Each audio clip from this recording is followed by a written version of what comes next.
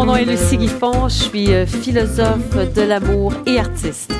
Je suis le prolongement de Nietzsche qui a découvert que la remise en recherche de l'amour était la conséquence de la mort de Dieu. Alors moi, je suis la suite de Nietzsche. Je suis philosophe de l'amour, donc à la recherche de ce qu'est l'amour. Non pas de l'amour romantique, mais de toutes les sortes d'amour.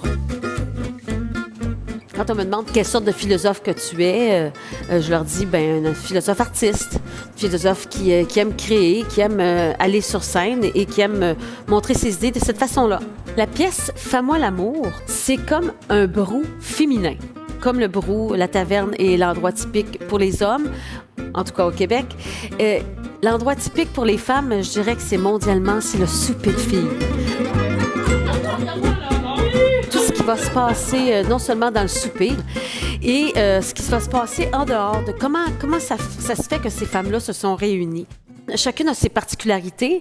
Donc, mettons, quelqu'un de sérieux, est-ce que ça cache pas quelqu'un de malheureux? On va le voir.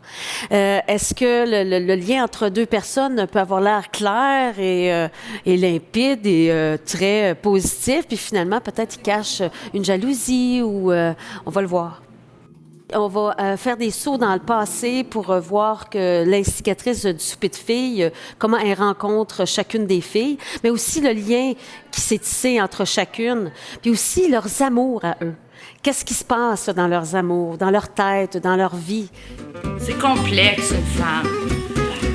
Comme tout le monde. Alors, le spectacle Fais-moi l'amour va intéresser les hommes, parce que tous les hommes, les pères, les frères, les maris, les chums, ont tous voulu un jour voir ce qui se passait dans un souper de filles. Bien, voilà votre chance!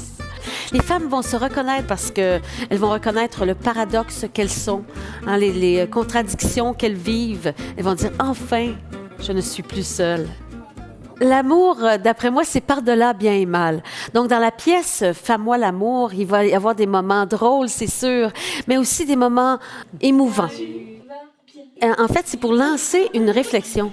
Je veux pas que cette pièce-là, vous disiez « Bon, OK, je sais maintenant c'est quoi l'amour, puis j'ai plus besoin de réfléchir. » Au contraire, en fait, c'est pour vous montrer que, peut-être qu'il n'existe pas juste une façon de réfléchir à ça. Je suis en train d'écrire le texte, je suis rendue très loin, j'ai quelqu'un pour m'aider, une coach pour m'aider dans l'écriture. J'ai déjà été chercher celle qui va faire les costumes, celui qui va m'aider pour les décors aussi. J'ai été chercher la metteur en scène. En fait, j'en ai parlé à plusieurs qui sont intéressés. Tout ça, c'est malheureusement pas gratuit. C'est malheureusement.